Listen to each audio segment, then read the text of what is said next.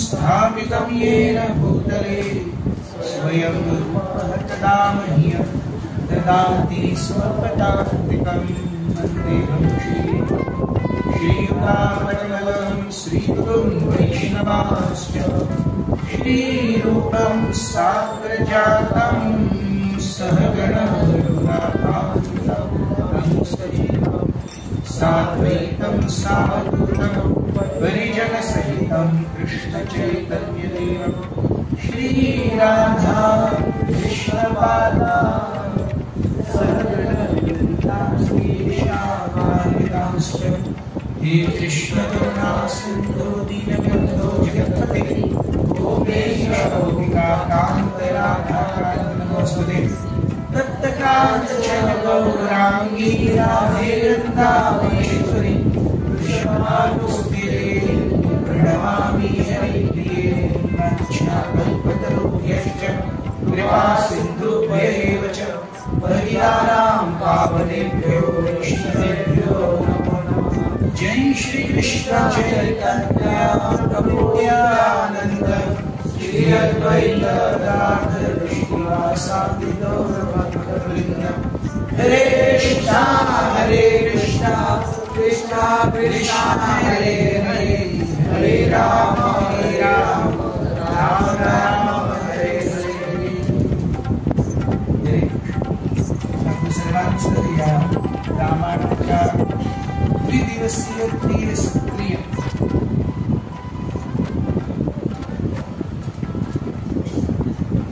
कार्यक्रमामध्ये स्वागत आहे.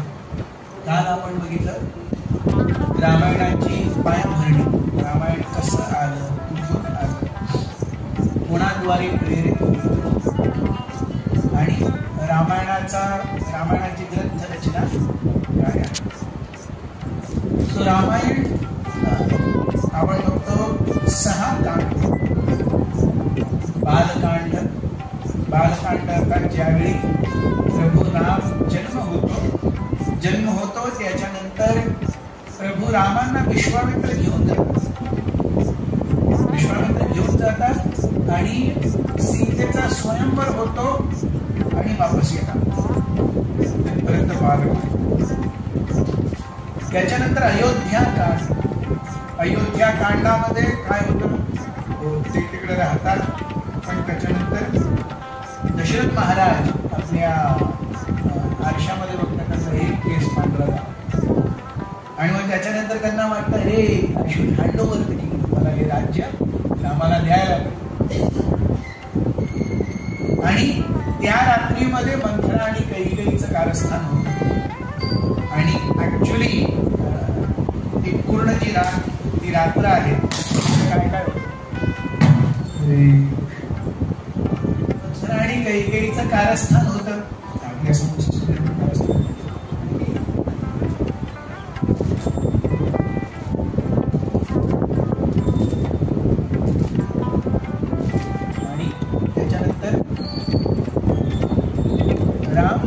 राम लक्ष्मण सीता निष्कासित होतात. रामच निष्कासित होतात पण सीता आणि शासनापर्यंत अयोध्या काळ.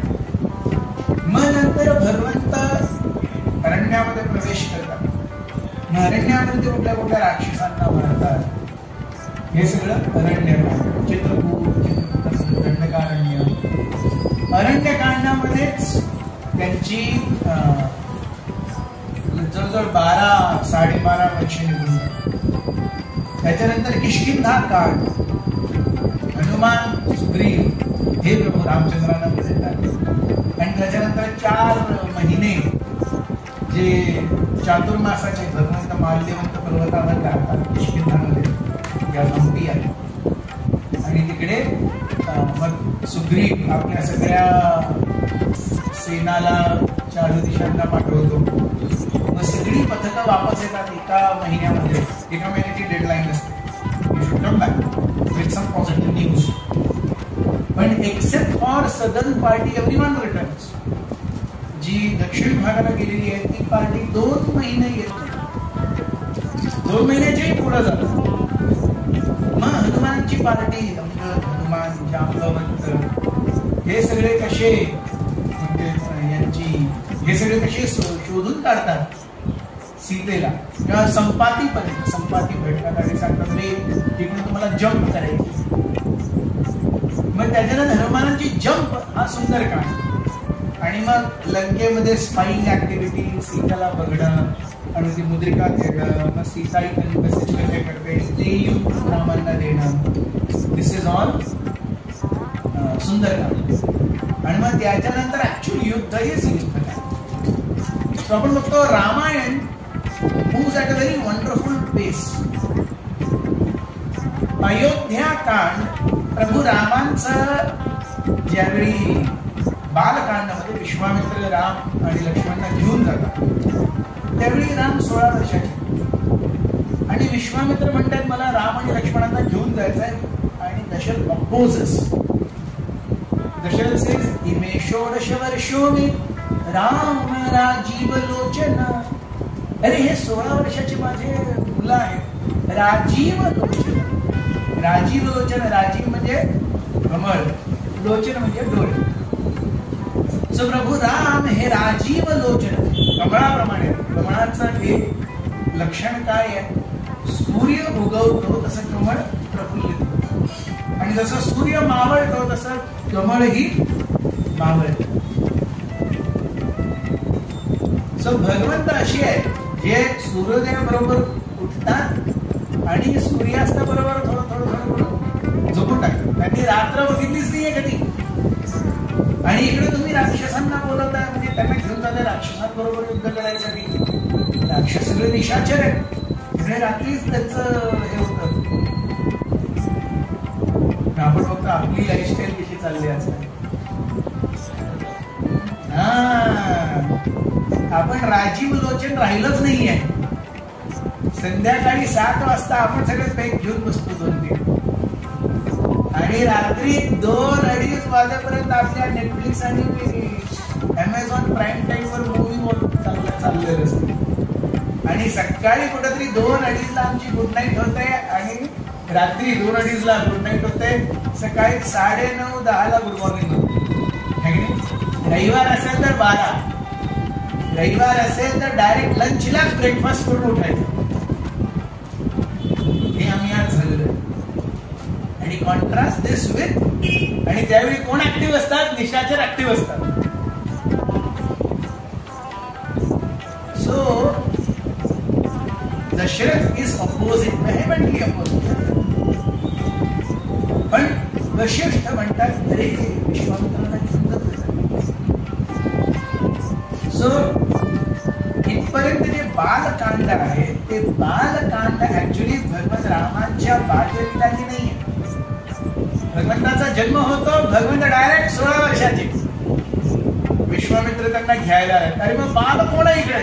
बालकांडामध्ये बाल आहे विश्वामित्र, जे एवढे महान तपस्वी आहेत, कर्मठ व्यक्तिमत्व आहे. पण प्रभू रामचंद्रांच्या समोर आपलं सर्व काही त्यांना अर्पण करतात, म्हणून ते बालवत शरणागत घेतात प्रभू रामचंद्रांची, म्हणून ते बालकांड.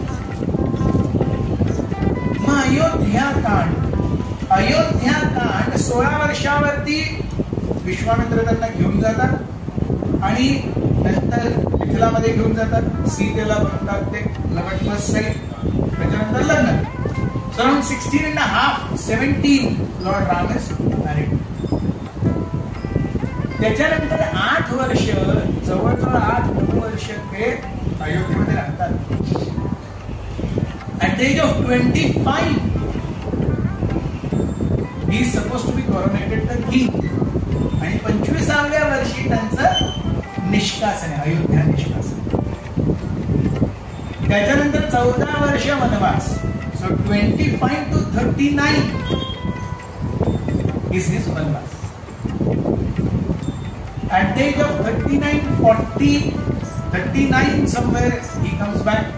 अयोध्येवरती राज्य करायला लागतात. 40-41 सीता गर्भवती होते, आणि मग नंतर अरे सीतेला निष्कासित करून टाकतात. कारण लोक म्हणतात अरे हे काय ही जाऊन आली, रामांनी एक्सेप्ट केलं, मी तुला नाही घेणार, तू कुठेही जाऊन घेतस म्हणून. So Ram डिसोव्स.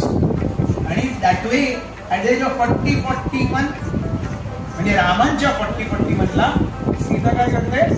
So Ram is 16 and Sita is 11 at the time of marriage. So Ram is 41, Sita is around 36 ज्यावेळी सीता गर्भवती. आणि त्यावेळी ती वाल्मिकी मुनींच्या आश्रम मध्ये जाते, आणि वाल्मिकी मुनींच्या आश्रम मध्ये वाल्मिकी तिला शरण देतात. म्हणून आपण बघतो की ब्रह्माजी येऊन वाल्मिकींना रामायण लिहायसाठी सांगतात. ती सेवा वाल्मिकींना का मिळाली? कारण सीता मैयेला त्यांनी आश्रय दिला. जी स्वयं जगज्जननी आहे, जी स्वयं सर्व जीवांचा आश्रय स्थान आहे, तिलाही आश्रयाची गरज पडते. आणि तो आश्रय कोण देतात? वाल्मिकी. म्हणून संपूर्ण रामायणाची रचना आपण बघतो. काल ती वाल्मिकी नारद मुनींना विचारतात, अरे कोण आहे सर्व संपन्न आहे, त्याच्यामध्ये काही फ्लॉज नाही आहे, चरित्रवान आहे, मेधावान आहे, पदवान आहे, ऐश्वर्यवान आहे, जे शरणागत आहेत त्यांच्यासाठी तो भक्तवत्सल आहे, म्हणजे कोण आहे? आणि नारदमुनी म्हणतात Ram.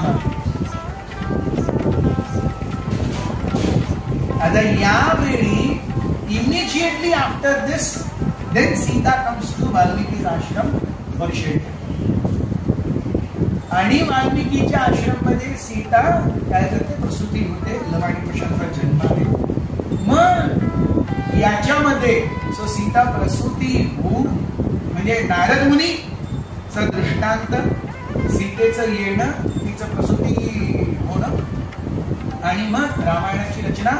Bye the time Luv and Kush is 6 and 7 years old, they are ready.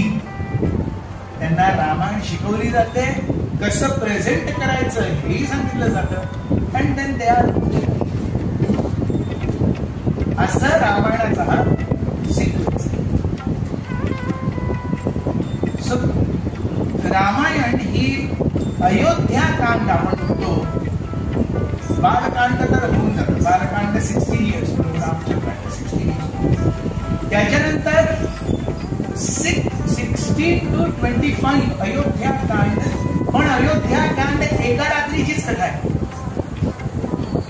Ayodhya कांड इज वन लाईन स्टोरी. त्या एका रात्रीत काय झालं त्याच्यावर पूर्ण एक कांड. पण आपण कॉन्ट्रास्ट केलं अरण्यकांड. 13 वर्ष काय झालं हे अरण्यकांड एकच कांड.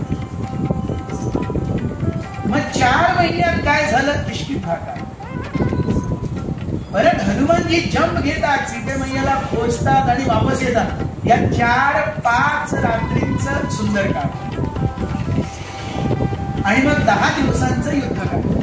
राम रावण त्याच्यामध्ये 2-4 दिवस, 15 दिवसांचं युद्धकांड. सो वी सी वाल्मिकी जसं त्यांना पाहिजे तसं ते कथा फास्ट फॉरवर्ड करतात आणि पाहिजे तिकडे एका रात्रीला सुद्धा एका कांड मध्ये इलांगेट करतात.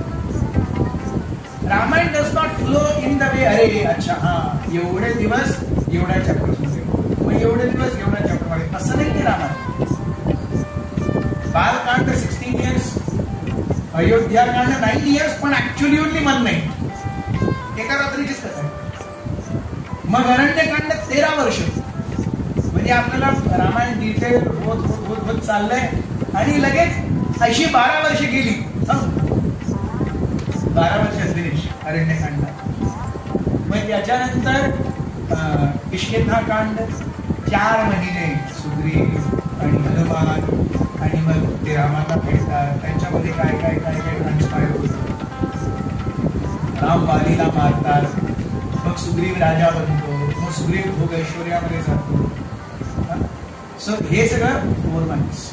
पण त्याच्यानंतर जसं ते 4 महिने संपतात तसं लगेच सुग्रीव आपल्या पूर्ण आर्मीला बोलवतात आणि 1 महिन्यामध्ये तुम्हाला यायला पाहिजे म्हणून सगळ्यांना पाठवून टाकलं. आणि नंतर जी दक्षिण दिशेला गेलेली आहे ती पार्टी 2 महिने आणि 4 आणि 2 या 6 महिन्याचं. मग त्याच्यानंतर हनुमानाची जंप 1 रात्र 1.5 दिवस रात्र आणि 1.5 दिवस आणि प्लस वापस 1 दिवस आणि वापस सेतुबंधापासून किष्किंधा 2 दिवस, असं 5 दिवसाचं सुंदरकांड. आणि राहिलेले जे जवळजवळ 18-19 दिवस रामायण. सो काल आपण बघितली रामायणाची मायापुरी. रामायणाचं डिस्क्रिप्शन कुठून सुरू होतं? रामायण सुरू होतं अयोध्येपासून. So the beginning of Ramayana is not Ram, the beginning of Ramayana is Dasharath. So Raghukul मध्ये इक्ष्वाकू वंशामध्ये हे खूप महान प्रतापी राजा म्हणून गेले. यांचं नाव होतं अज.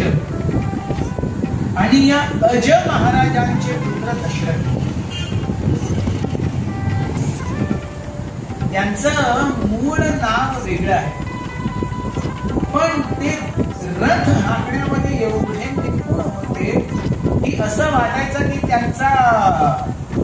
रथ एकाच वेळी 10 दिशांना जातोय, ते एवढ्या प्रखरतेने युद्ध करायचे. ते पहिले युद्ध कशी व्हायची? रथावर बसून व्हायची. सो रथावरती बसून अशी युद्ध होत आहेत.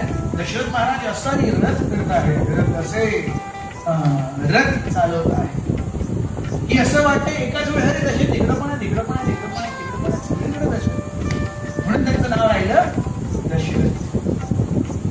नाहीतर त्यांचं नाव नेमी.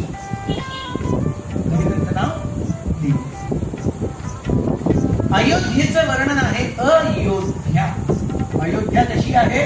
ज्याला कोणी कधी जिंकूच शकलं नाही, कोण कधी त्याला जिंकूच शकणार नाही, ही आहे अयोध्या. अयोध्या. अयोध्या कशी आहे? अयोध्येचं ऐश्वर्य, अयोध्येचं जी मालमत्ता आहे ती इंद्राच्या अमरावतीलाही लाजवणारी आहे. अयोध्येमध्ये जर प्रत्येक व्यक्तीला किंवा प्रत्येक राज्याला 2 भागांकडनं संकट येतात. एक तर बाहेरून कोणी शत्रू आक्रमण करतात, आणि एक आतून स्वतःच. त्याचे स्वतःचे गुप्तचर, त्याचे स्वतःचे भेदी, त्याचे स्वतःची लोक राज्याच्या अगेन्स्ट कार्य करतात. आपण बघतो ऍज अ फॅमिली ऑल्सो. अरे कोणतरी आपल्यावरती काहीतरी घात करताय, आणि कधी कधी भावांमध्ये, बहिणींमध्ये प्रॉपर्टीला हे करून वगैरे अशी, अरे विदिन फॅमिली किंवा within husband wife so much of disputes. किंवा अजून आपण न्यूक्लिअर आला तर आपलं शरीर आपल्याला खात आहे. अरे मी मुकेश अंबानी आहे पण मला कॅन्सर झाला. आता आपण बघतोय किंग चार्ल्स, यूकेचे राजा, is not cancer. So he is the king of United Kingdom, पण त्यांना कॅन्सर झाला. अमाप ऐश्वर्य आहे, धनसंपत्ती आहे, पण आतून स्वतःच शरीर स्वतःलाच खात आहे. असं वैष्णवांना सुद्धा या 2 फ्रंट मध्ये नेहमी as Vaishnavas we have to fight on 2 fronts agree.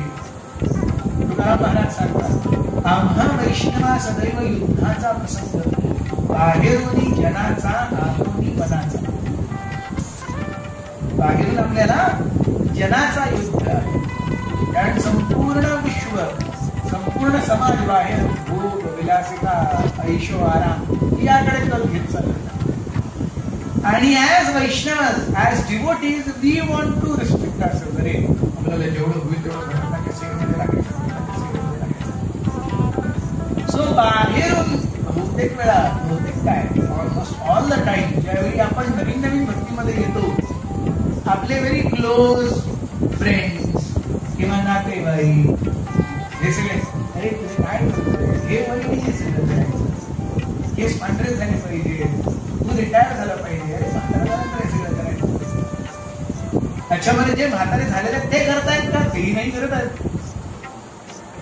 फक्त म्हातारा होणं, if it should be a pre requisite for spirituality, किती म्हातारे स्पिरिच्युअल लाईफ मध्ये ट्वेल घेतात? नाही.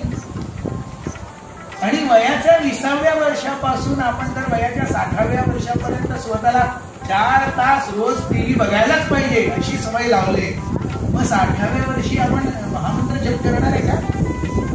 नाही. ती रोज 4 तास जोपर्यंत टीव्ही नाही बघणार. तुम्ही वृंदावनमध्ये जा, वृंदावनमध्ये आधी कैक साधू आहेत, रोज 64 माळा करतात आणि IPL बोलतात. जेन्युइन साधूच पण आहे, पण असेही साधू आहेत जे तुम्ही त्यांना काय ते CSK, RCB काय ते असे काय त्यांची टॅली विचारा या वर्षाची, ते बरोबर सांगतील. आणि तुम्ही त्यांना महाभारत, रामायण, भागवत विचारा, तेही सांगतील. सो व्यक्ती ज्यावेळी स्वतःला वेळेवरती सांभाळू शकते, व्यक्तीकडे काय आहे जे खरंच भगवंतांना पाहिजे. What does one have that Krishna wants? आपल्याकडे जे आहे त्यापैकी सगळ्यात अमूल्य गोष्ट आपल्याकडे काय सांगा बरं?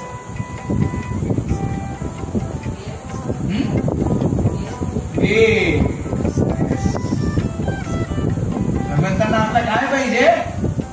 वेळ पाहिजे. आपण त्यांना किती धन देऊ, आपण त्यांना किती ऐश्वर देऊ, त्यांना किती छानोशौकीमध्ये ठेवू, अरे त्यांना ते नको आहे.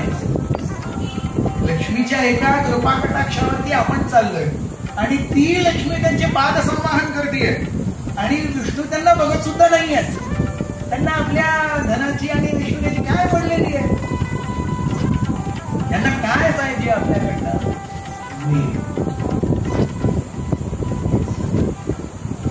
If we really love someone, we will like to spend time with them. That is the first sign of love. If we don't love, there is no question of spending time. There is difference in spending time in office and spending time at home. Office मध्ये मी 9, 10, 11 तास घालतो का? मला पैसे मिळतात. मी तिकडे काम मेहनत करतोय. At the end of the month मला एक फॅक्ट पेचेक मिळतो. पण घरी मला पेचेक मिळत नाही. उलट जो पेचेक आलेला आहे तेवढून काहीतरी मायनसच होतं.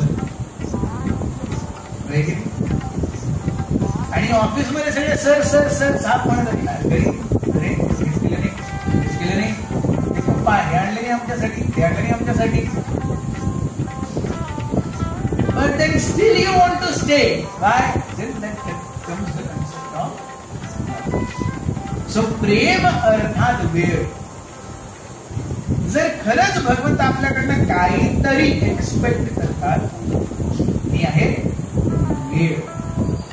जर आपण भगवंतांना वेळ देत नाही, बाकी सगळं करतोय, इट इज लाईक 1%. काय पाहिजे तर करा, काय सगळ्यामध्ये जे काही त्या भरा. कुठल्या तरी मंदिराला सोन्याचा कळस चढवतोय, एका मंदिराच्या गाभाऱ्यामध्ये सूर्याचा मुलामा लावतोय, तो चौकट चांदीची करतोय. वेळ किती. दशरथ अयोध्या याचं वर्णन असं आहे की अयोध्येमध्ये एवढे संतुष्ट लोक होते की ते आतून काही करणार त्यांच्या घरी दशरथ. बाहेरून अयोध्येचं वर्णन कसं आहे? अयोध्या अष्टपदी आहे. अष्टपदी म्हणजे अयोध्येच्या सेंटरला दशरथ महाराजांचं महल आहे आणि लुडो खेळण्यामध्ये 4 रस्ते असतात आणि 4 घर असतात. तर अष्टपदी म्हणजे 4च्या ऐवजी 8 रस्ते. 1, 2, 3, 4, 5, 6, 7, 8. दशरथ महाराजांचं महल अयोध्येच्या बरोबर मध्ये आणि तिकडून 8 मोठे रस्ते जातात आणि या 8 रस्त्यांवरती सगळे एका रस्त्यावरती सगळे मंत्री इत्यादी, बाकी एका रस्त्यावरती सगळे. आणि अयोध्येचं ऐश्वर काय वर्णन करावं? अयोध्या अर्थात कोशल राज्याची राजधानी. महाराष्ट्र राज्य मुंबई राजधानी, अयोध्या कोशल नरेश महाराष्ट्र दशरथ की कोशल नरेश आणि द कॅपिटल राजधानी अयोध्या. अयोध्येवरनं या 8 रस्ते जातात आणि या 8 रस्त्यानंतर अयोध्येची सीमा येते. या सीमेनंतर आपण जर महाराष्ट्रामध्ये भरपूर किल्ले आहेत, आपण किल्ले बघितले असाल तर there was a natural way to protect the forts. किल्ला जसा संपला तसं पाण्याचा एक मोठा हौद सारखा सगळं पूर्ण किल्ल्याच्या आजूबाजूला एक मोठा हाऊस बांधला जायचा, मोठा वाईट एकदम 15-20 फूट आणि त्याच्यामध्ये मगरी सोडले जायचे आणि येण्या जाण्यासाठी एकच दार असायचं. तर आपली लोक ज्यावेळी ते दार पाडणार त्यावेळी लोक ये जा करणार. तुम्ही येऊ शकत नाही इथपासून तिथपर्यंत आतमध्ये मगरी असं पूर्ण किल्ल्याला वेढा. म्हणून आतमध्ये नॅचरल डिफेन्स. तसं अयोध्या राज्याला एवढा मोठा नॅचरल डिफेन्स होता की असं वाटायचं तोच एक सागर आहे.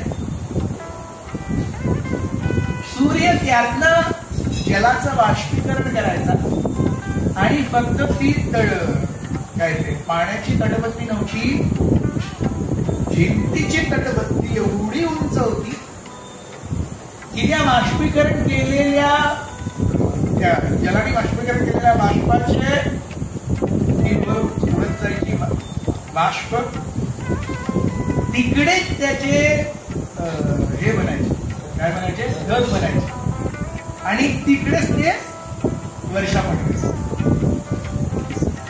सो ह्यूज, ती तटबंदी एवढी मोठी होती की जल तिकडूनच वर उचलायचं, तिकडच मेघ फॉर्म व्हायचे आणि तिकडच ढग वर्षायचे.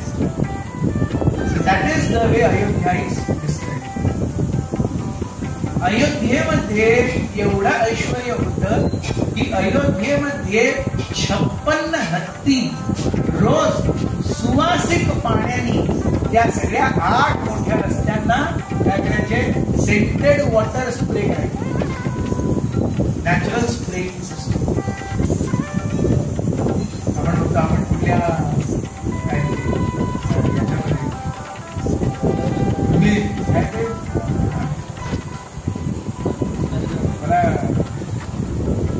एवढे इंग्लिश आणि हिंदी बोललं, मला मराठी माइन्स खदानीमध्ये गेला असाल तर भरपूर धूळ होतो. मग ते हे करण्यासाठी टँकर असतो आणि टँकरला पाठी एक पाईप असतो, त्या पाईपमध्ये भरपूर होल केलेले असतात आणि तो पाईप मधलं पाणी पाडत पाडत तो टँकर पुढे जात असतो. पाणी पडल्याने काय होतं, सगळी धूळ खाली जमते, मग टिप्पर्स वगैरे आले की धूळ उडत नाही. सो कॉन्स्टंटली जिकडे जिकडे माइन्स आहेत तिकडे ते पाणी भरून टँकर ये जा करत असतात खाणीमध्ये, ये जा करत असतात. तसं अयोध्येमध्ये नॅचरल सिस्टम, धूळ उडू नये म्हणून हत्ती 56 हत्ती, म्हणजे एका रस्त्यावरती किती हत्ती, 7 हत्ती, एका रस्त्यावरती 7 हत्ती येऊन जाऊन सुवासिक पाण्याचे फवारे करायचे. दशरथ महाराजांचं महल असं होतं की त्यांचं जे गेट आहे, अयोध्येचं जे गेट आहे, अयोध्येच्या गेटचं वर्णन आहे. अयोध्येचं गेट कशाने बनलेलं आहे, हस्तिदत्ताने बनलेलं आहे. अयोध्येचं गेट कसं बनलेलं आहे, हस्तिदत्ताने. आपण आपलं गेट कशाने बनवतो, लोखंडाने. म्हणजे घरात सगळ्यात तुच्छ वस्तू जी आहे ती बाहेर, आणि लोखंड दिले स्क्रॅप मध्ये 10 रुपये किलो, 12 रुपये किलो, त्याने आपला गेट बनतो. सो तसं अयोध्येचं जे गेट आहे ते हस्तिदत्त आणि माणिकांची बनलेलं आहे. त्याच्यावर एवढी सुंदर नकाशी आहे, पण ते एवढं विशाल आहे की ज्यावेळी आजूबाजूचे राज्यकर्ते कधी कधी विचार करतात, अरे आपल्याला अयोध्येवरती आक्रमण करायला पाहिजे, त्या गेटची सुंदरता, त्याचं ऐश्वर आणि त्याचा साईज बघूनच त्यांना वाटतं, यार याच्या पलीकडे आपण जाऊ शकणार नाही, वाय इज वेस्ट टाइम, चला.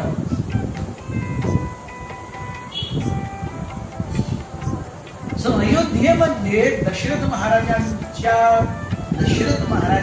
सारखी 2 कोटी महल आहे. 2 crore palaces in Ayodhya. Exactly like Dasharath Maharaj. आपण बघतो की फक्त दशरथच नाही, त्याच्याबरोबर 2 कोटी लोकांची घरं, महल आहे आणि प्लस आणखी आहेत ज्यांची महल नाही आहेत, आणि आणखी आहेत त्यांच्या झोपड्या सुद्धा आहेत. अयोध्येमध्ये एकही भिकारी नव्हता. का? कारण कोणाकडे धनाची हेच नाहीये, कमीच नाहीये. सो दशरथ महाराजांनी आपल्या दानाने, एवढे दशरथ महाराज दान करायचे, आपल्या दानाने त्यांनी गरिबीवरती विजय मिळवला. आपल्या ज्ञानाने त्यांनी संपूर्ण प्रजेच्या काय म्हणतात, लेझीनेस, आळसावरती राज्य मिळवलं. राजा एवढा ज्ञानी आहे, गुणवान आहे, प्रजेलाही वाटतं रे आपणही असं करावं. यद यद आचरति श्रेष्ठः तत् तत् एव इतरोजनम् स यत् प्रमाणं कुरुते लोकस्तदनुवर्तते. श्रेष्ठ व्यक्ती, नेता, राजा जसं आपलं आचरण ठेवतो तसंच राज्याच्या किंवा त्या भागाच्या, त्या समूहाच्या, त्या समुदायाच्या प्रत्येक व्यक्तीला वाटतं की अरे आपलंही आचरण असं असतं. We always have role models. It is natural. आपण छोटे असतो त्यावेळी आपले रोल मॉडेल्स असतात. आपण मोठे व्हायला लागतो त्यावेळी आपले रोल मॉडेल, सगळ्यात छोटे असतो त्यावेळी आपले आई वडील आपले रोल मॉडेल असतात. मग ज्यावेळी आपल्या लाईफ मध्ये फ्रेंड्स येतात, कोणतरी एक फ्रेंड असतं जे आपले रोल मॉडेल असतात. मग नंतर मोठे व्हायला लागतं त्यावेळी क्रिकेट स्टार आणि सिनेमा स्टार आपले रोल मॉडेल व्हायला लागतात. मग कोणतरी स्पेसिफिक मुलगा आणि मुलगी आपले रोल मॉडेल व्हायला लागतात. आणि कालांतराने आपली फॅमिली होते, मग आपल्याला कळतं की आपणही कोणासाठी रोल मॉडेल आहे. But then are we really acting on those terms that somebody can call me a role model? People are seeing us as role model. That is 100%. कोणी ना कोणीतरी आपल्याला अगदी नॉर्मल सामाजिक जीवनामध्ये सुद्धा somebody is looking up to us. पण ज्यावेळी त्यांचे एक्सपेक्टेशन आपल्याकडनं मीट होत नाही, आपण तसं वागत नाही, आपण तसं बोलत नाही, आपण तशी विचारसरणी ठेवत नाही, मग लोकांना वाटतं अरे मी याच्याकडे खूप एक्सपेक्टेशन ठेवली. He or she did not suffice to those expectation. आणि असं म्हणून आपण लोकांचा आशाभंग करतो. ही पाप आहे. आपल्याकडनं जी लोकांची एक्सपेक्टेशन्स आहेत त्या एक्सपेक्टेशन्स ना तडा देणं हे पाप आहे. कारण तुम्ही कुठल्या तरी व्यक्तीच्या आध्यात्मिक किंवा सामाजिक किंवा वैचारिक वाढीला कुठेतरी तुम्ही कुंपण घालताय because of hour on thoughts, words, deeds, decisions, whatever. So Ayodhya आपल्या दानत्वाने दशरथाने गरिबीवरती विजय मिळवला. आपल्या ज्ञानाने दशरथाने स्वतःच्या भौतिक आसक्ती आणि संपूर्ण प्रजेच्या भौतिक आसक्तीवर विजय मिळवला. आणि आपल्या शक्तीने दशरथ महाराजांनी आपल्या शत्रूंवरती विजय प्राप्त केला. So this way, Dasharatha Maharaj is really having a very good time in Ayodhya. अयोध्येमध्ये सगळे सैनिक एवढे परफेक्ट आहेत, त्यांच्याकडे अमर्याद शस्त्र आणि अस्त्र आहेत. शस्त्र आणि अस्त्र याच्यामध्ये डिफरन्स काय? शस्त्र इज टू बी विल्डेड फिजिकली, तलवार, ढाल, भाले, हे सगळे शस्त्र. अस्त्र म्हणजे काय? दे आर विल्डेड बाय चॅन्टिंग मंत्र. आग्नेय अस्त्र, वायव्य अस्त्र, ब्रह्म अस्त्र. सो हे सगळे त्या त्या देवतांची उपासना करून, त्या त्या देवतांना प्रसन्न करून त्यांच्याकडनं वरदान पाशुपत अस्त्र. सो अस्त्र मीन्स त्यांची मंत्रोच्चारणाने ते ऍक्टिव्हेट होतात. So, अस्त्र need not be a बाण. अस्त्र can be anything. या करतालला सुद्धा पण कोणीतरी ब्रह्मास्त्राचं मंत्र चॅन्ट करून this करताल can act as a Brahmastra. This paper can act as Brahmastra. Watch can, anything can act as Brahmastra. It is the mantra shakti that is involved. Whereas शस्त्र is physical. So, अयोध्येमध्ये एवढे शस्त्र, एवढे अस्त्र की इंद्राला सुद्धा वाटायचं अरे मी जर अयोध्येवर आक्रमण केलं तर मी परास्त होईल. आणि there is a unique feature that Ayodhya sainik has. अयोध्याच्या सैनिकांकडे एक फार युनिक लक्षण आहे. ते काय? ते शब्दवेधी बाण चालू शकतात. शब्दवेधी अर्थात न बघता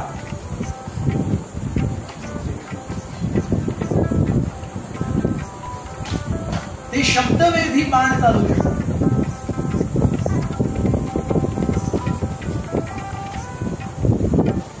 टार्गेटला न बघता फक्त आवाज ऐकून टार्गेट दिलं. पण रामायणामध्ये वर्णन आहे की अयोध्येच्या सैनिकांना प्रत्येक सैनिक शब्दविधी बाण चालवण्यामध्ये अगदी निष्णात होता, तरीही अयोध्येमध्ये ही प्रॅक्टिस बाण चालवण्याची कम्प्लिटली बॅन होती. Although you know you should not practice this form of archery. का?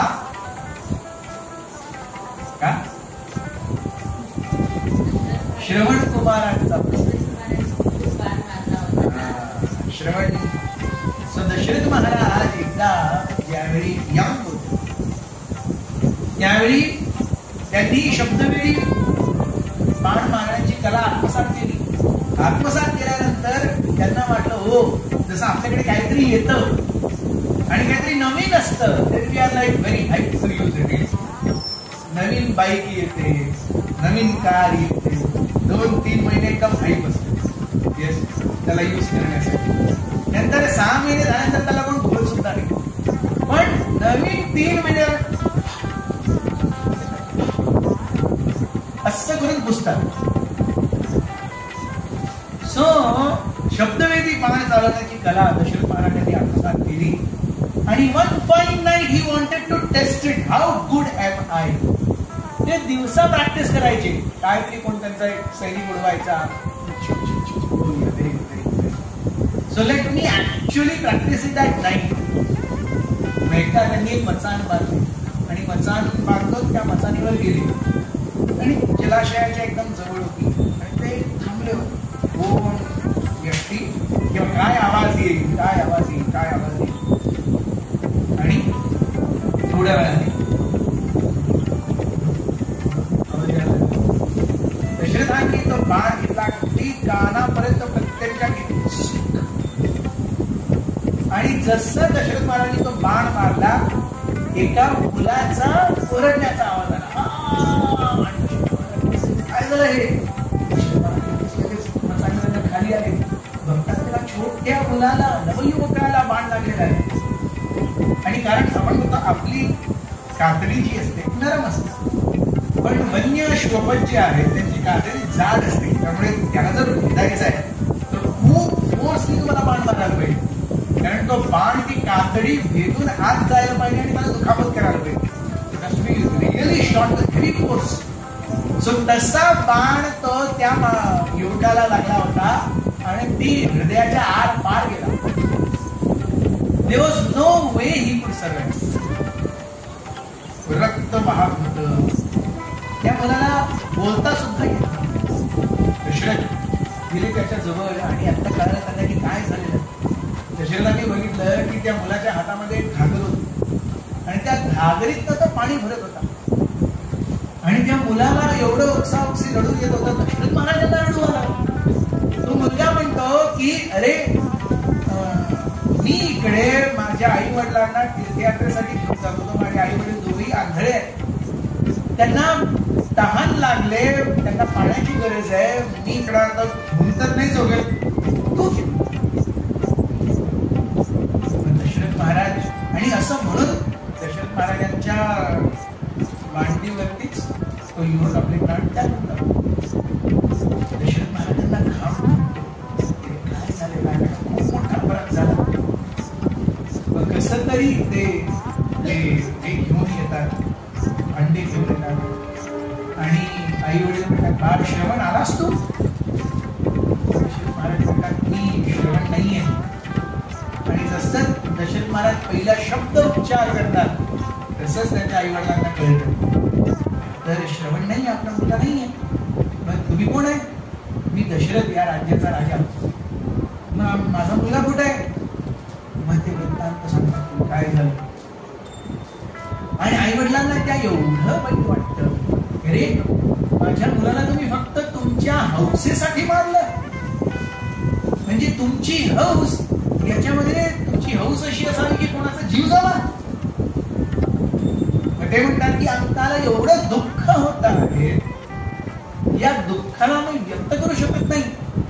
असा मुलगा कोणाला मिळतो की त्यांच्या वयोवृद्ध आई वडिलांना आपल्या खांद्यावरती कावड घेऊन तराजू सारखा एकीकडे आई एकीकडे वडील पूर्ण दिवसभर महिने महिने चालत आहे तो सगळीकडे तो फिरत आहे. मग त्या आई वडिलांकडनं श्राप की जसं मी पुत्र वियोगामध्ये अगदी कळवळून कळवळून जीवाच्या आक्रांततेने मरतोय तसंच तुम्ही मरतो.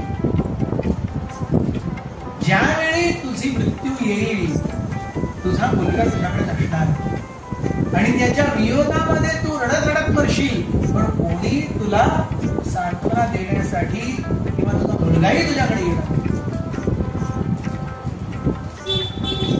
दशरथ महाराज वॉज रियली आणि Dasharath Maharaj was so shaken with this की त्यांनी शब्दवेदी बाणांच्या प्रॅक्टिसला पूर्णपणे काय करून टाकलं, बंद करून. नोबडी शुड प्रॅक्टिस शब्दवेदी बाण किंवा शब्दवेदी archery in Ayodhya. Everyone knew but nobody practice. सैनिकांचं दशरथांप्रती एवढं प्रेम एवढी आपुलकी की प्रत्येक जण आपला जीव की प्राण दशरथ महाराजांवर उतारण्यासाठी तयार.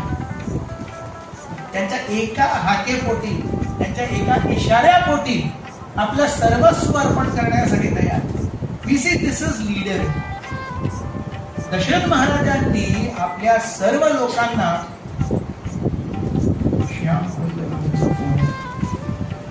दशरथ महाराजांनी सगळ्यांना असं ट्रेन केलं होतं that they were not fearful of Dasharath. They loved Dasharath. अशी लीडरशिप जिकडे तुम्ही लोकांना घाबरवून ठेवता, जिकडे लोक तुमच्याकडे यायला घाबरतात, अशी लीडरशिप खूप वेळ चालू शकत नाही. पण ज्यावेळी आपण लोकांना प्रवृत्त करतो आपल्यासाठी आपल्याबरोबर प्रेम करायला आणि आपणही लोकांवरती जेन्युइनली प्रेम करतो, या प्रेमपूर्वक आदान प्रदानामध्ये जी लिडरशिप येते ती स्थायी लिडरशिप असते, ती सर्वंट लिडरशिप असते. So Dasharath Maharaj is like this servant leader. But Dasharath Maharaj has a huge problem. What is the problem? The problem is he does not have a son. त्यांना अपत्य नाही आहे आणि म्हणून त्यांच्या मनामध्ये अपार दुःख आहे. दशरथ महाराजांच्या 353 बायका, यापैकी 3 प्रमुख कौशल्या, सुमित्रा, बाकी 350चा विवाह कसा झाला जसं आपण बघतो. कृष्णांच्या 16,108 बायका, त्यापैकी 8 प्रमुख ज्यांना कृष्णाने स्वतः जाऊन जिंकले. पण या 16,100 कोण होत्या? ज्यांना नरकासुराने बांधून ठेवलं. सो नरकासुराचा ज्यावेळी वध केला भगवंतांनी, त्यावेळी या 16,100 स्त्रिया येऊन भगवंतांना म्हणतात, आता आम्हाला कोण वरण करणार? आम्ही नरकासुराच्या कचाट्यामध्ये एवढी वर्ष होतो. Nobody will actually marry us. So then, त्यावेळी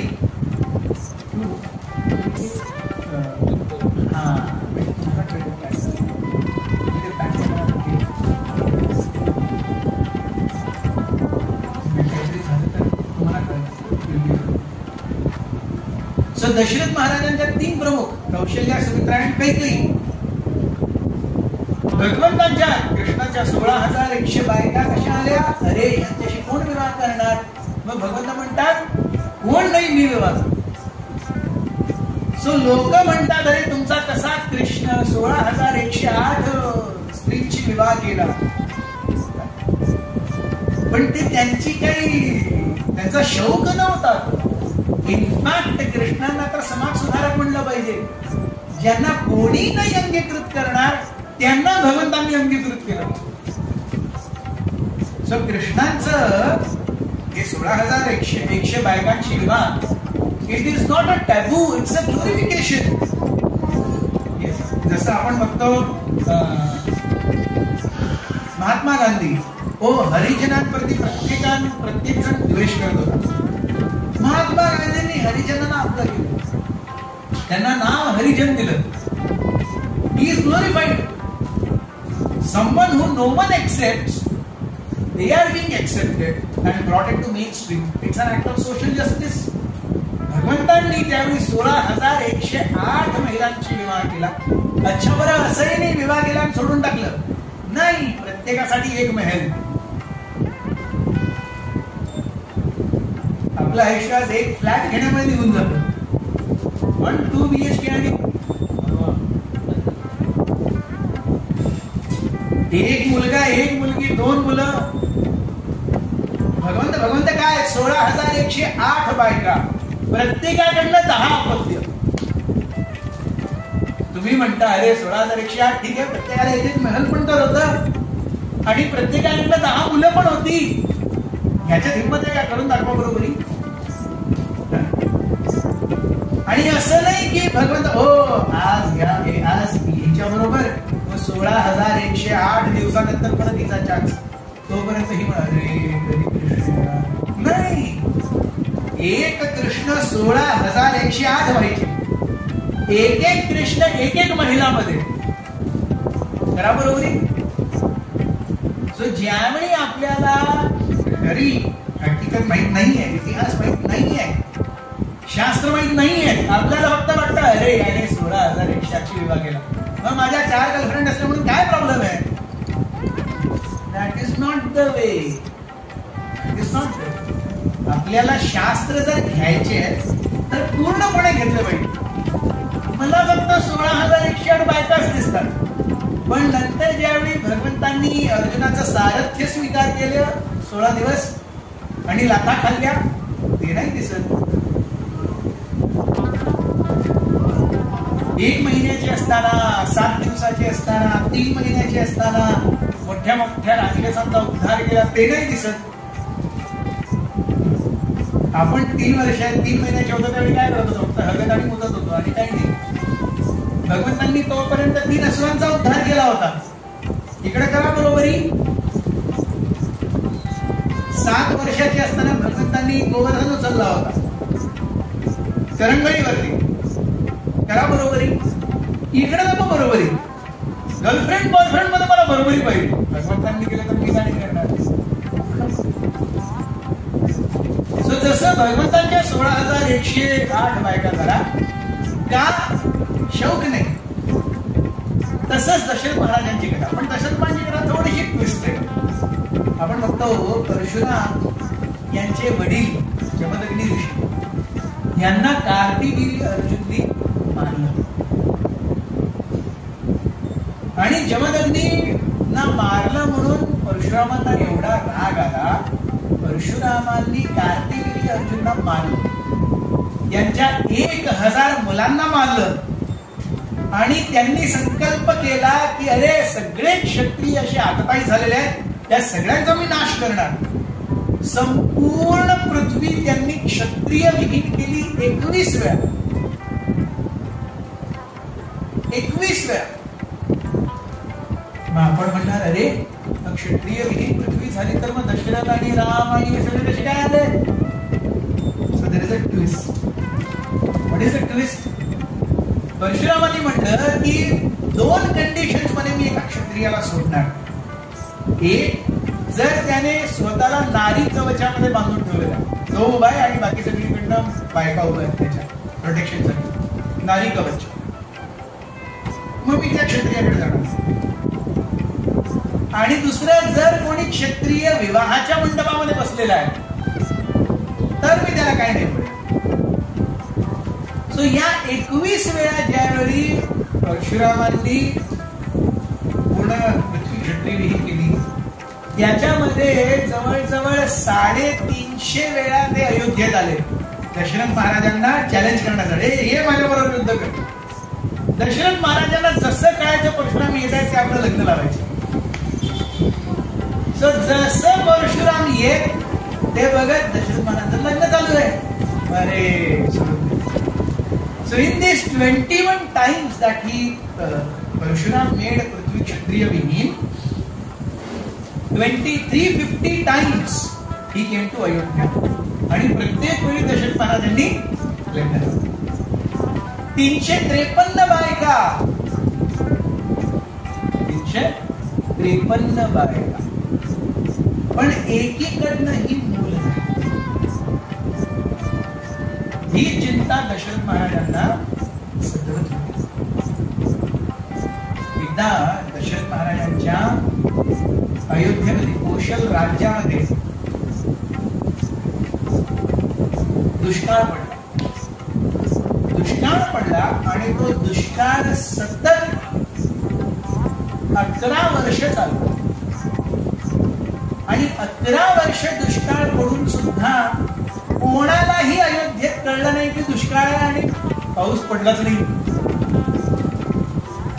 एवढं अयोध्येमध्ये धन धान्य साठा पाणी एवढं होतं.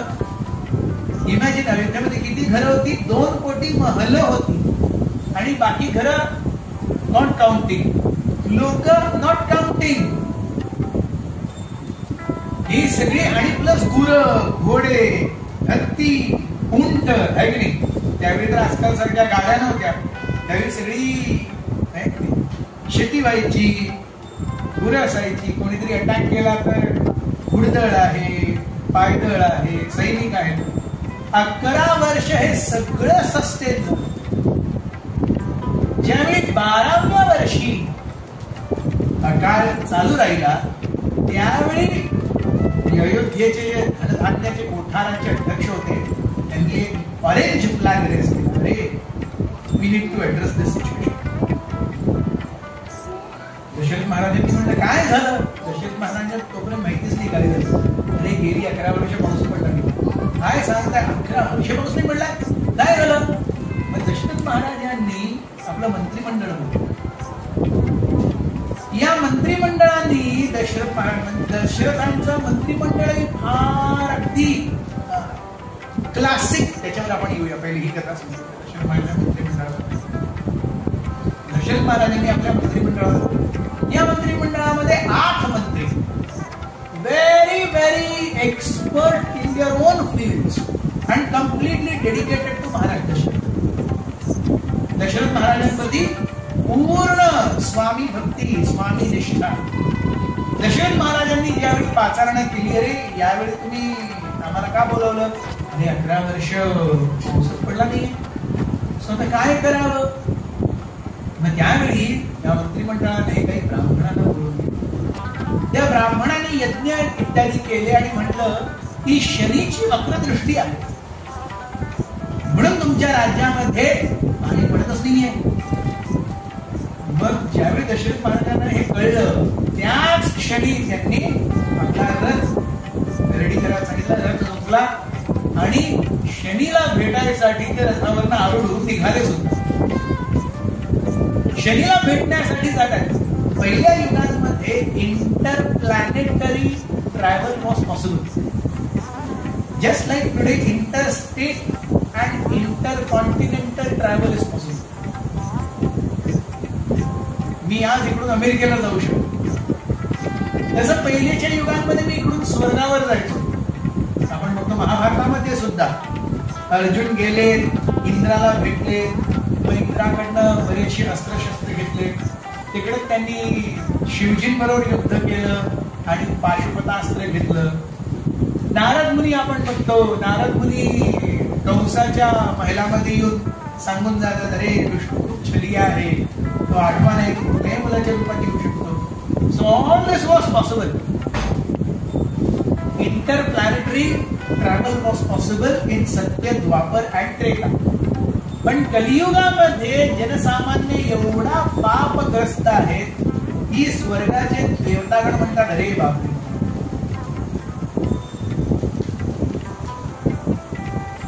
इट इज एक्झॅक्टली लाईक एक मुलगा आहे, एक मूल आहे, एकदम स्वच्छ आहे, छान आहे, उंची उंची बाजू, मग आपण त्याला उचलतो. अरे त्याने आंघोळच केली नाहीये, अगदी घामाने आणि शेमडाने बरबटलेलं आहे, आपण त्याला उचलणार का? दोन्ही मुलंच आहे, पण त्यांच्या कंडिशन मध्ये खूप फरक आहे. तसेच कलियुगामधले हे आपण सगळे जीव आहोत, आपण शेमडी मुलं आहोत. तर देवतागण म्हणतात, सत्य, द्वापर आणि त्रेतामधली मुलं चांगली होती, ती चांगली होती, त्यांना आपण घ्यायचो, कलियुगामधली मुलं शेंबडी. सो कलियुगामध्ये interplanetary travel is not possible. So ज्यावेळी दशरथ महाराजांना कळलं, दशरथ महाराज शनीला भेटायला निघाले, पण शनीची दृष्टी कशी असते आपल्याला माहिती आहे. शनी ज्यावेळी कोणाला धरतो त्याचा पूर्ण वाटोळा लावायपर्यंत, वाटोळा पण काय, basically Shani wants to show, make everyone humble. जर आपण वस्तुतः नम्र असू तर शनीचा काही इफेक्ट होणारच नाही. शनी काय करतो, शनीचा थँकलेस टास्क, जसं गुरु ग्रहाची थँकलेस टास्क काय, तुम्हाला बुद्धिमान, शुक्र ग्रहाची थँकलेस टास्क काय, तुम्हाला ऐश्वर देणं, भोग देणं, तुम्हाला सुंदर बनवणं, कामुक बनवणं. मंगळ ग्रहाची थँकलेस टास्क काय, तुम्हाला करेज, शौर्य, धाडस देणं. कशाला घाबरत नाही, कोणाचे येऊ. असं सूर्य काय देतो, तेज देतो, स्वास्थ्य देतो, शक्ती देतो. सो प्रत्येक ग्रहाचे असे कार्य. तसं शनी ग्रहाचं थँकलेस कार्य काय, जो समोर येईल त्याच्या दृष्टिक्षेपामध्ये त्याला नम्र बनवणं, जमिनीवर बसतो, खूप उडू नकोस. सो प्रत्येक ग्रहाचं आपलं कार्य आहे, तसं शनी ग्रहाचं हे कार्य. तर जेवढे आपण हवेत उडणार तेवढा शनी ग्रह आपल्याला जास्ती बात आहे. पहिलेपासूनच जमिनीवर आहे. एकदा एक व्यक्ती आपलं ज्योतिष विचारायसाठी, स्वामीजी हात देखो, बहुत कठिन समय आ रहा है, बहुत कठिन समय आ रहा है, लेकिन हम पूजा कर सकते हैं, 1000 रुपए की पूजा. अच्छा, 500 रुपए की भी एक पूजा, शॉर्टकट 100 रुपए में हम पिछले गेट से दाखला दिला देंगे. 100 रुपए में, अरे 50 रुपए, इससे में तो कम कोई नहीं मानता. 50 रुपए भी नहीं है. अरे क्या है तेरे पास? स्वामी जी, मैं इतना कंगाल हो गया, मेरे पास 5 पैसे भी नहीं है. तो स्वामी जी मुझे, अरे जब तेरे पास 5 रुपए भी नहीं है तो शरीर तेरा क्या बिगाड़ लेगा. तुझ्याकडे 5 रुपये नाही आहे, तुला शनी काय करणार. सो शनीचं कार्य आहे तुम्हाला बसवणं. तुम्ही ऑलरेडी बसलेला आहे, शनी काय करणार, शनी म्हणणार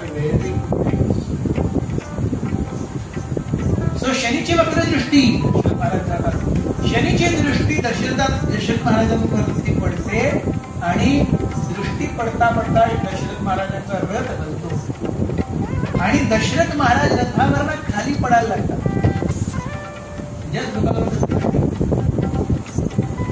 आणि दशरथ महाराज खाली पडत आहे, त्यांना वाटतं अरे बापरे आता मी मेलो. पण तेवढ्यात खालून एक मोठं गिधाड येतं आणि आपल्या पंखावरती दशरथ महाराजांना बसवतं आणि उडून घेऊन वाचलं. मग ज्यावेळी त्याला सुखरूप स्थानी ते गिधाड दशरथ महाराजांना ठेवलं, कोण आहे गिधाड म्हणतो, माझं नाव जटायू. दशरथ महाराज म्हणतात, हे तू माझा प्राण वाचवलेस माझे, तुम्ही काय करायला पाहिजे, you ask something, what ever you ask I will. मग जटायू म्हणतात, मला असं काही नको, मी फक्त जात होतो, बघितलं तुम्ही पडताय, मी फक्त आपलं कर्तव्य केलं तुम्हाला वाचवण्याचं, काहीतरी माग. जटायू म्हणतात की तुम्ही राजा आहात, महान कुलाचे राजा आहात, महान राज्याचे राजा आहात. ज्यावेळी तुमचा मुलगा होईल त्यावेळी त्याला माझाही मुलगा म्हणून तुम्ही एक्सेप्ट करा. त्याला सांगा तो माझाही मुलगा आहे. म्हणजे दशरथ महाराजांकडनं जटायू काय एक्सपेक्ट करतात की दशरथ महाराजांनी आपल्या मुलाला सांगावं की जसं तू माझा मुलगा आहेस तसं तू जटायूचाही मुलगा आहेस. So giving Jatayu the position of father. आणि म्हणून आपण बघतो की प्रभू रामांनी काय केलं, जटायूचं अंतिम संस्कार केला. दशरथ महाराजांना तो हे नाही लागला, पण जटायूचा अंतिम संस्कार भगवंतांनी स्वतः केला. So this was a promise. So इकडं आपण बघतो दशरथ महाराजांची this quality of promising something without understanding what can be asked. आणि दशरथ महाराज 3 वेळा या कचाट्यात बसतात. एक तर इकडे जिकडे ते म्हणतात हो काय तुला पाहिजे ते माग. अरे काय पाहिजे ते म्हणजे काय पाहिजे ते द्यायची तुझी ऐपत आहे का? काय पाहिजे ते माग. कोण ऑडॅसिटी, काय देऊ शकतो आपण?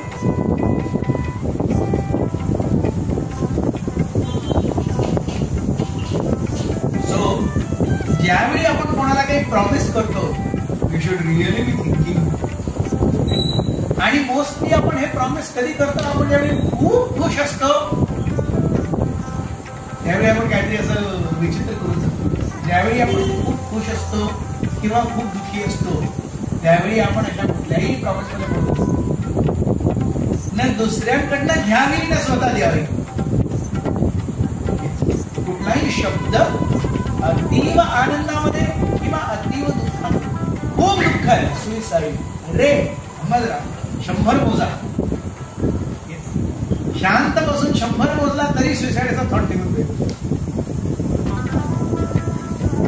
एकदा कोणाबरोबर 4 वेळा नवऱ्याबरोबर भांडण झालं, सो अफरातफरी decisions. This is not what life is meant for. Life is meant to think logically. आयुष्य कशासाठी आहे? लॉजिकली विचार करण्यासाठी. सो पहिला खेप ज्यावेळी दशरथ महाराज चुकतात तिथे म्हणतात जटायूला तुला काय पाहिजे मान. जटायू म्हणतो अरे तुझा मुलगा माझ्या मुलासारखाही ट्रीटमेंट होईल. I want your son to call me father. आणि इकडे आपण बघतो दशरथ महाराज वॉज लॉस. दशरथ महाराजांची क्रिया रघुराम करत नाही. दुसरा असा हे आहे त्यावेळी कैकेयी दशरथांना विवाह करायचा आहे. तोपर्यंत कौशल्य आणि सुमित्राशी विवाह झालेला आहे. पण कैकेयीच्या वडिलांकडे अश्वपतीकडे ज्यावेळी दशरथ महाराज जातात, दशरथ महाराजांना अश्वपती म्हणतात बघा मी माझ्या मुलीचा विवाह करीन पण अट आहे माझ्या मुलीकडनं जो मुलगा येतोय त्यालाच राज्य मिळालं पाहिजे. आता तोपर्यंत न काय कौशल्य गर्भवती झाले, सुमित्रा गर्भवती झाले. आता दशरथ महाराज विचार करतात आता कौशल्यशी कैकेयीशी नवीन लग्न करतोय, निश्चित रूपाने तिच्याकडनंच अपत्य होईल. येस म्हणून टाकतात येस. पण नंतर त्या एका येस पाठी काय करायला लागतं त्यांना?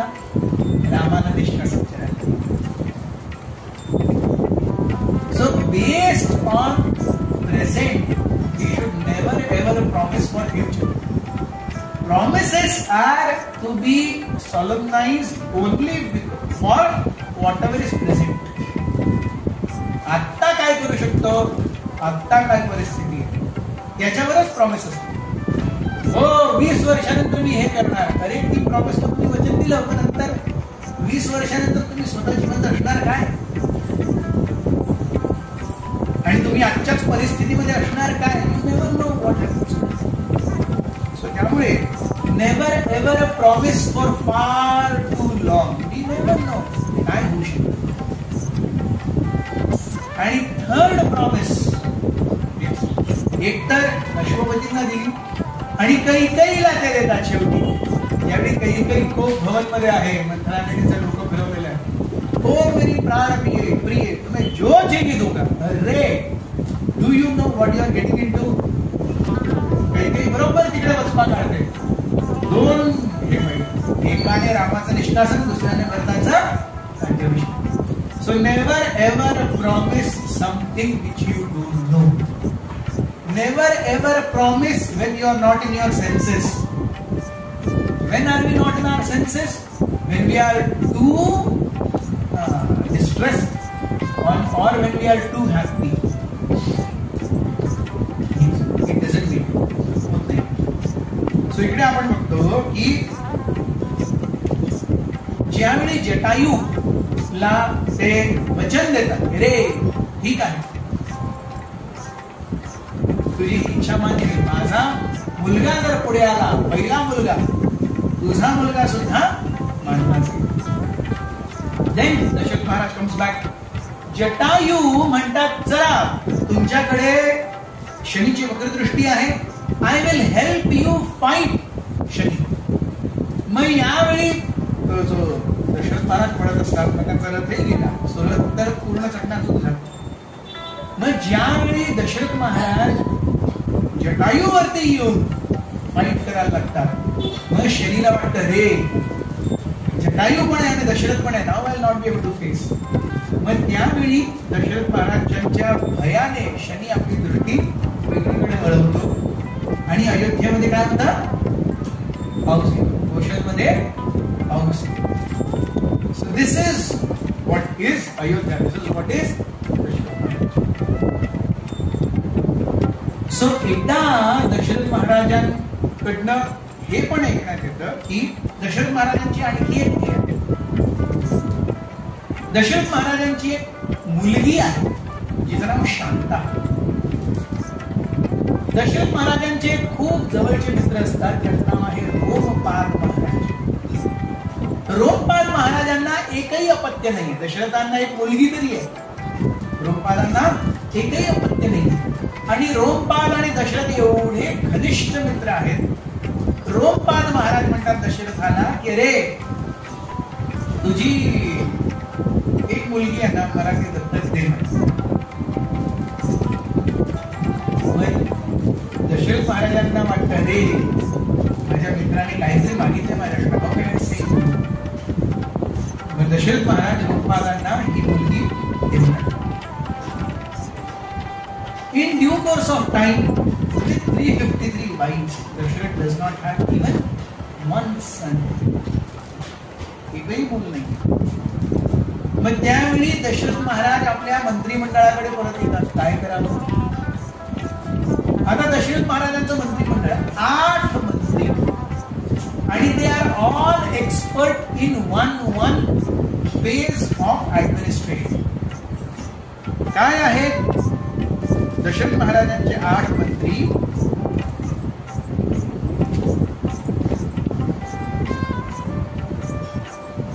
पहिल्याचं नाव दृष्टी. दृष्टी अर्थात दूरदृष्टी. He is expert in administration. अरे आज आपण कशा पॉलिसीज काढल्या पाहिजेत आणि या पॉलिसीच्या पालन करणारे 25, 30, 50 वर्षांनी काय आपल्याला प्रॉब्लेम्स येतील, काय चांगलं होईल. No policy is complete. प्रत्येक पॉलिसीमध्ये ड्रॉबॅक्स असतातच असतात. तो पॉझिटिव्ह आणि निगेटिव्ह हे विचार करून कार्य करा. सो दृष्टी is someone who is very फार साइटेड. अरे हे आपण काहीतरी करतोय, 30 वर्षांनंतर याचं काय होणार हे दृष्टीला माहिती. सो दशरथांनी त्यांना ठेवलेलं. सेकंड मंत्री इज धर्मपाल. धर्मपाल हे न्याय प्रक्रियेमध्ये अगदी निष्णात आहेत. संपूर्ण न्याय प्रक्रिया धर्मपाल एकटे सांभाळतात. आणि प्रत्येक व्यक्ती आपण बघतो युजली की न्याय कसा असावा. आज आपण बघतो, आपण कोणाशी भांडलो, आपण कोर्टमध्ये जातो. कोर्टमध्ये एकाच्या पक्षानेच निकाल येणार, दुसऱ्याच्या पक्षाने तर निकाल नाही येणार. कोणतरी एक बरोबर, कोणतरी एक चूक. सो ज्याच्या पक्षातनं निकाल आलाय ही बिकम्स व्हेरी हॅपी, ज्याच्या पक्षातनं निकाल नाही आलाय.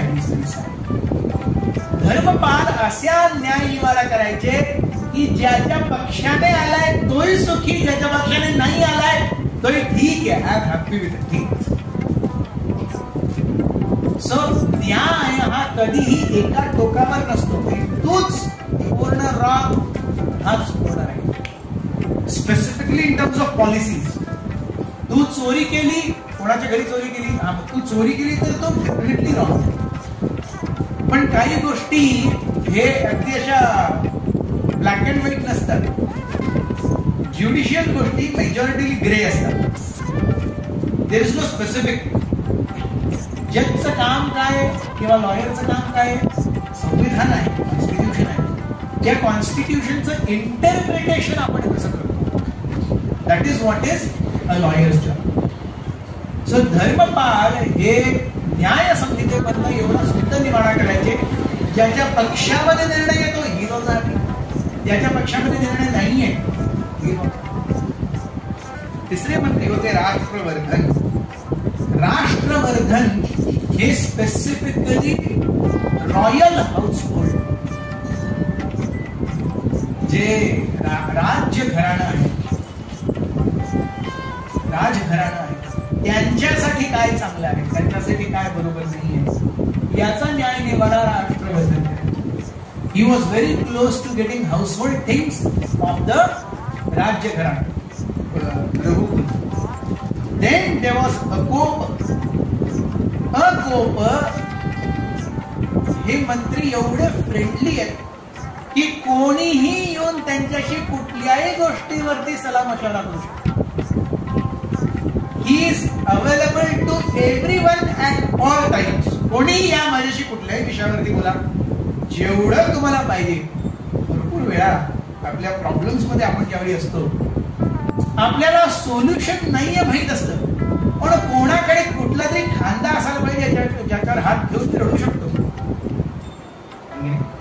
असं पाहिजे. Many times our problems don't have solutions, but we want some sympathy, some sense of, अरे कोणतरी आहे माझ्या बरोबर, अरे हा घे माझा खांदा, don't worry, I am always there. So that kind of personality is अकोप, की जे प्रत्येकासाठी आहे. Then there is विजय. विजय अर्थात संपूर्ण कौशल नरेशाचे सेनापती, संपूर्ण सेना त्यांच्या अधीन होती. आणि विजयचा जो विजयची जी ख्याती होती ती अशी होती की आतापर्यंत एकही युद्ध हरलेले नाही. विजय. Then there is Jayant. Jayant is foreign affairs minister. की तुम्ही, अच्छा ठीक आहे, तुमचं सगळं चांगलं चाललंय, पण तुमचं तुमच्या पडोसींबरोबर कसं चाललंय, so that way taken care by Jayant. Then there is Surashtra. Surashtra is tax collector of entire portion. So tax कसा असावा, टॅक्स कसा असावा, सो टॅक्स कसा असावा याचं दोन उदाहरण आहेत शास्त्रामध्ये. टॅक्स कसा असावा आणि दोन्ही उदाहरणं मधाशी रिलेटेड. टॅक्स कसा असावा, तुमच्याकडे जर अर्धा किलो मध आहे आणि तुम्ही ते द्यायला जाता, अरे अर्धा किलो मध, अर्धा किलो मध, अर्धा किलो मध. मग जो कोणी विकायला, हा ठीक आहे मी घेतो, किती, हो 300 रुपये. मग तुम्ही बाटली उलटी करता. मग बाटली उलटी केल्यानंतर सुद्धा काहीतरी मध चिकटून राहतो, ती लास्ट ड्रॉप पडतच नाही, बरोबर आहे की 10, 15, 20 चिकटून राहतोच राहतो. 500 ml that is the tax. आणि घेणारा सुद्धा भांडण रे, हे जे अजून भांडायला लागलेलं आहे ना, त्याचे 5 रुपये तुम्ही, प्रत्येकाला माहिती ते तेवढं राहणारच. So taker is also happy, given तो 500 ग्रॅम म्हणून 500 ग्रॅम देत नाही, 480 देतो, पण the taker is also happy. That is how कर वसुली शुड बी. कर वसुली कशी केली पाहिजे, बघात ना, जेवढं चिकन तो कर. दुसरा उदाहरण शास्त्रामध्ये दिलं जातं की जसं मधमाशी आहे. मधमाशी एवढ्या मोठ्या फुलातनं मधमाशी 10,000 फेऱ्या मारते. 10,000 फेऱ्या मारते, 10 ग्रॅम मध गोळा करायचं. एवढी मेहनत करते. 10 ग्रॅम मधासाठी ती किती फेऱ्या मारते, 10,000. म्हणजे ती फुलांमधून केवढं काढते, काहीच नाही. कर असा असावा. फुलही खुश आहे. मधमाशी येते, तिच्यातनं काहीतरी घेऊन जाते, पण फुल पावत नाही, फुल खुश आहे. सो तसं tax means the person giving also should be happy. So then this is Surashtra. He is expert in tax collection. And the foremost, यांच्यामध्ये सगळ्यात मोठे जे आहेत, याच्यामध्ये सगळ्यात जे क्लोज आहेत दशरथांना, ते आहेत सुमंत्र. सुमंत्र इन्सिडेंटली हे दशरथ महाराजांचे सारथी आहेत. श्री सीताराम लक्ष्मण महाराज की, जगन्नाथ महाराज की. सो काय आता आपली कथा अशा भागाला आले की जसं काय ते गब्बर, शोलेमध्ये गब्बरने म्हणलं होतं ना, बसंती जब तक तेरे पैर चलेंगे तब तक दिल की सांस चलेगी, जब तक भोग चल रहा है तब तक कथा चलेगी. जसं भोग संपला, मलाही वाटतं जब तक घंटी आएगी तब तक कथा चलेगी. घंटी पर गई. सो तुम्ही एवढे खुश झाला, मी 1.5 तास कथा सांगतोय, तुम्ही एवढे खुश मला पहिले कधीच नाही दिसला. So Sumantra is the 8th minister of Dasharath Maharaj मंत्रिमंडळ. सुमंत्र हे दशरथ महाराजांचे सारथी आहेत. सारथी म्हणजे सेवक. पण सुमंत्रांची जी आपुलकी आहे दशरथ महाराजांप्रती, सुमंत्रांची जी स्वामी भक्ती आहे, एकनिष्ठता आहे दशरथ महाराजांप्रती, या पूर्ण मंत्रिमंडळापैकी सुमंत्र एकटेच होते ज्यांना दशरथ महाराजांच्या अंतःपुरपर्यंत, कैकेयीच्या अंतःपुरपर्यंत जाण्याची परवानगी होती. No one else was allowed. कैकेयीच्या अंतःपुरपर्यंत फक्त दशरथ जात आणि सेकंड सुमंत्र. म्हणजे विचार करा, सुमंत्रावर केवढी हे आहे. आणि सुमंत्र त्या ह्याला कधी तडा करून दिली नाही. सुमंत्राला एवढा हे म्हणायचं, Sumantra was the only one who was given a clean chit. तुम्ही कुठेही अयोध्येमध्ये काहीही करू शकता. You can do anything. And Sumantra's word is taken to be Dasharath's word. Dasharath महाराजांनी दिवंडी पेटवली. Sumantra says something, it is like I am saying. मी सांगतो असंच विचार करा. पण सुमंत्र हे सूत म्हणजे पहिले आपण माहितीये ना, पहिले खूप पहिले काही लोक असायची जी गावामध्ये फिरायची वही खाते घेऊन, आणि घरात कोण कोण आलं, कोण कोण गेलं, या सगळ्याचा लेखाजोखा ठेवायची. आणि मग नंतर तुम्ही त्यांना कधीतरी आले आणि भेटला, हो माझे पप्पा कोण, त्यांचे पप्पा कोण, त्यांचे 25-30 जनरेशन पर्यंत. सो ते जे फिरतायत त्यांचे आई वडील तेच करायचे, त्यांचे वडील तेच करायचे. सो त्यांचे 30 जनरेशन हे आमच्या 100 जनरेशनवर टॅक करत आले. आणि त्यांनी काय केलं, त्यांचं नाव काय होतं, ते कुठं राहिले, त्यांचं लग्न कधी झालं, त्यांना मुलं सगळं असायचं. सो सूत म्हणजे धागा. जसं धागा 2 गोष्टींना जोडतो, तसं सूत म्हणजे हे सगळे वही खाता घेऊन फिरणारे व्यक्ती जे तुमच्या फॅमिली लिनियजशी तुम्हाला जोडतात. 5 जनरेशन पर्यंत पहिले वडील, आजोबा, पणजोबा, खापर पणजोबा, सुपर खापर पणजोबा, ह्या सगळ्यांनी काय काय केलं हे सगळं माहिती. So this is so Sumantra is a person from that Sutas. त्यांना पूर्ण रघुकुलाची फुल हिस्ट्री माहिती, कारण त्यांच्याही वडिलांनी तेच केलेलं आहे.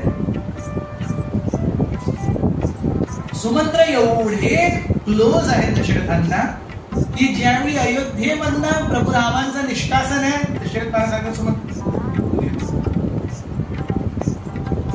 ज्यावेळी ते एवढे क्लोज आहेत दशरथ महाराजांना की ज्यावेळी कैकेयी हट्ट धरते, अरे रामाला निष्कासित केलं पाहिजे, सुमंत्र म्हणजे वशिष्ठ मुनी, कैकेयीला ओरडणारे 3च व्यक्ती, एक दशरथ, दुसरे वशिष्ठ जे कुलगुरू आहेत, आणि तिसरे सुमंत्र जे सारथी आहेत, ते कैकेयीला ओरडतात.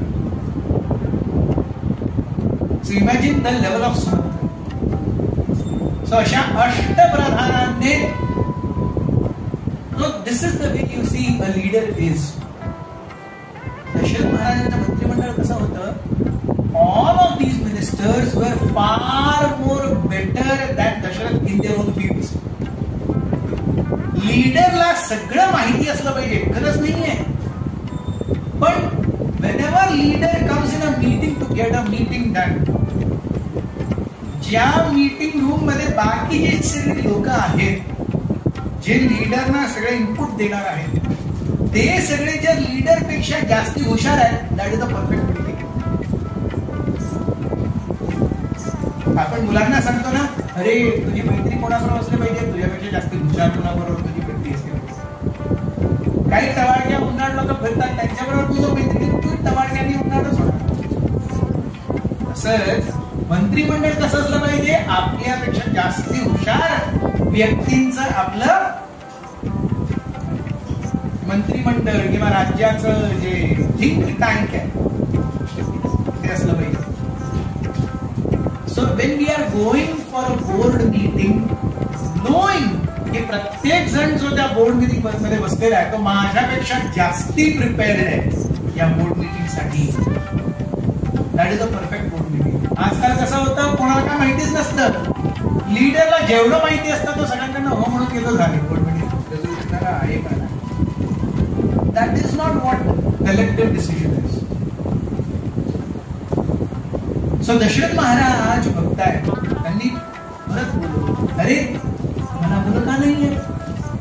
मग त्यावेळी परत अष्टप्रधान येतात आणि सुमंत्र दशरथ महाराजांना त्यांच्या वडिलांनी केलेल्या एका पापाबद्दल सांगतात. अरे हे पाप झालेलं आहे म्हणून तुम्हाला मूल नाही. कोण सांगतात? सुमंत्र सांगतात. कारण त्यांच्याकडे हिस्ट्री आहे, त्यांच्या वडिलांनी ते सगळं लिहून ठेवलेलं आहे. सो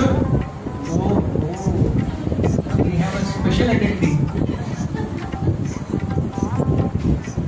सो दशरथ महाराज हे सगळं बघतात आणि मग काय करावं. मग त्यावेळी सगळे हे म्हणतात, ठीक आहे आपण एक अश्वमेध यज्ञ करूया.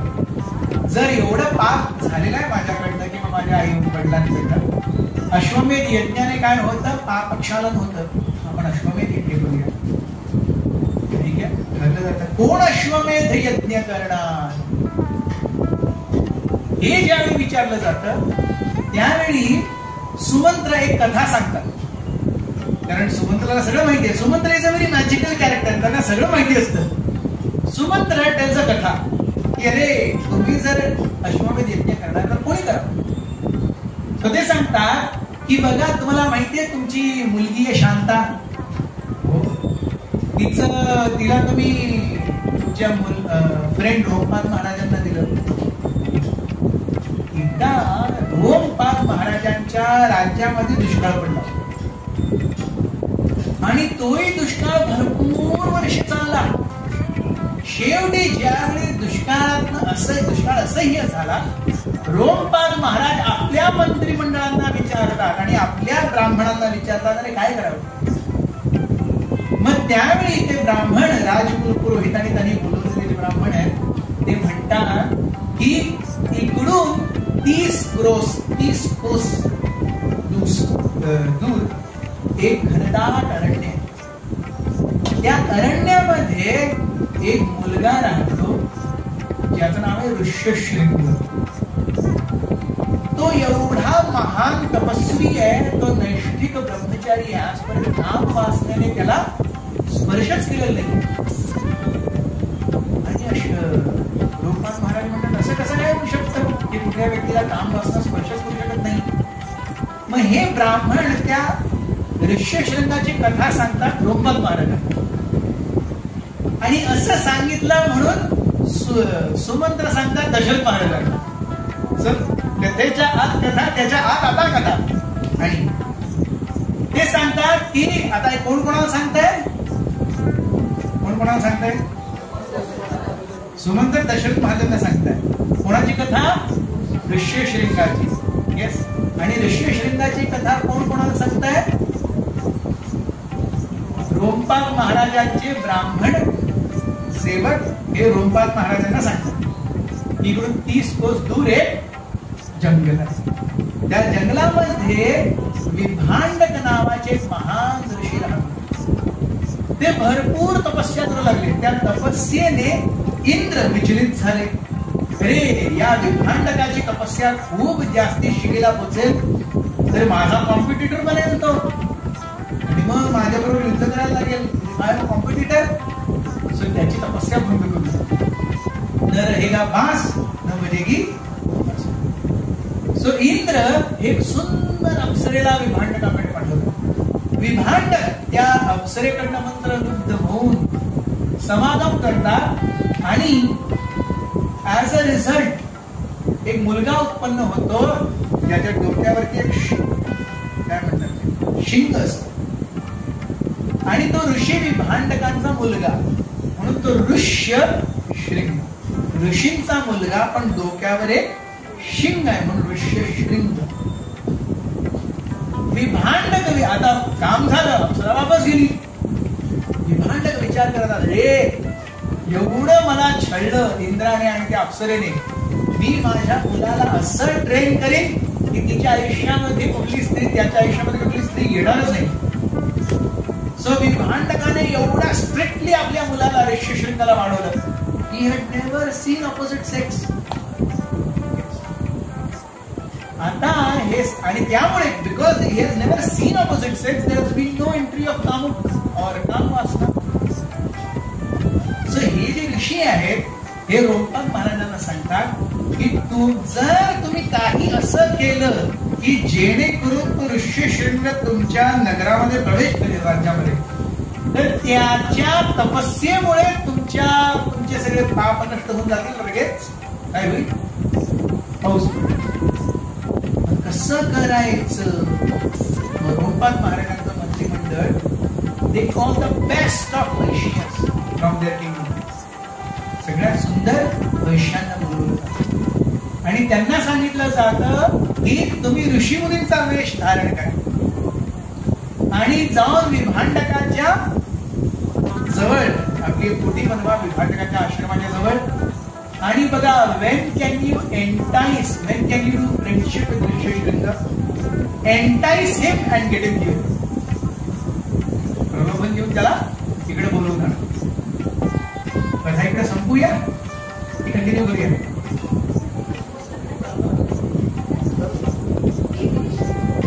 We finish this part ना. सो ज्यावेळी हे सगळे वैश्या ऋषीमुनींचा वेश धारण करून गेले, त्यांनी सगळ्यात पहिले तर विभांडकांच्या दिनचर्येवरती खूप नजर ठेवली. त्यांनी बघितलं की एका स्पेसिफिक टाइमला 3-4 तास विभांडक आपल्या आश्रमामध्ये नसतात. So then they thought this is the right time. मग त्यांनी ज्यांनी 1-2 आठवडे बघून अरे Vibhandak every day from 11 AM to 3 PM he is not there in ashram. मग दुसऱ्या दिवशी त्या सगळ्या वैश्यांनी एकदम छान साधूंचे वेश घातला आणि विभांडकला भेटायला गेले. आता ऋष्यशृंगाला भेटायला गेले. ऋष्यशृंगाने आपल्या पूर्ण आयुष्यामध्ये केवळ साधूच बघितले, पण या साधूंमध्ये काहीतरी वेगळं होतं. हे साधू ज्यावेळी बोलायला लागायचे ऋष्यशृंगाला वाटायसाठी हे ज्यावेळी जवळ यायचे त्यावेळी ऋष्यशृंगाला वाटायचं की आतापर्यंत एवढ्या साधूंना भेटलो, एवढे आकर्षक तर कुठले साधू नाही वाटले. आणि हळूहळू करून त्या वैश्यांनी ऋष्यशृंगाला फ्रेंडशिप करायचं. Rishyashring started dreaming about those sadhus because he had seen all bearded sadhus with nice thick mustache, एकदम कडक voice, yes, पिळदार शरीर, आणि हे सगळे एकदम सफाचट बरे पान आणि जटा पण एकदम छोटीशी, शरीर पण एकदम नाजूक कोमल. आणि कालांतराने प्रेमाने ते जे वैश्याले होत्या त्यांनी ऋष्यशृंगाला टच करायला सुद्धा सुरुवात केली. So when that touch started, तो म्हणायला लागला मला तुमच्याबरोबर यायचंय. तुम्ही कुठं जाता? तुम्ही इकडेच राहा, तुम्ही कुठं जाऊ नका. अरे नाही नाही नाही, आम्ही तपस्या करायसाठी आलो होतो, आम्ही आता जाणार आमच्या राज्याला. ऋषिशृंग म्हणतो अरे नाही नाही नाही, मलाही तुमच्या राज्याला यायचंय. ठीक आहे, उद्या सकाळी त्यावेळी भांडक जातील, भांडकांना काही सांगायचं नाही, सांगितल्यास आम्हाला कळणार आपल्या तपस्येने आणि आम्ही रातोरात निघून जाऊ, मग तू आम्हाला परत तरी बघणार नाही. नाही नाही नाही, कळणार काही नाही सांगणार. दुसऱ्या दिवशी विभाटक जातात आणि ऋषिशृंग त्या वैष्णवांबरोबर येतो. जसं हा येतो आणि लोकपाल महाराजांच्या अंगराज्य लोकपाल महाराजांचं राज्य अंगराज्यामध्ये जसं पाय ठेवतो मुसळधार वर्षा बघितल्याने महाराजांना कळतं, लोकपाल महाराजांना कळतं अरे ऋषिशृंग आलाय. धावत पळत त्याच पावसामध्ये ते येतात, प्रणाम करतात. अल्टिमेटली ते ऋषी आहेत आणि त्यांना छळाने आणलेलं आहे. सगळे सांगतात कृपया मला क्षमा करा, अति विनवणी करतात. तुम्हाला कसं आणलं, का गरजेचं होतं. मग त्यावेळी लोकपाल महाराज आपल्या मुलीलाही घेऊन येतात, शांता, जी ऍक्च्युली दशरथ महाराजांची मुलगी आहे. सो पाप क्षालनासाठी मी माझी मुलगी तुम्हाला ऑफर करतो, please accept. So Rishyashring is very happy, they get married. And then Sumantra says, त्याने तुमच्या मुलीशी लग्न केलंय. दशरथ महाराजांना सुमंत्र सांगतात. नाव मी कमांड टू ओरिजिनल स्टोरी.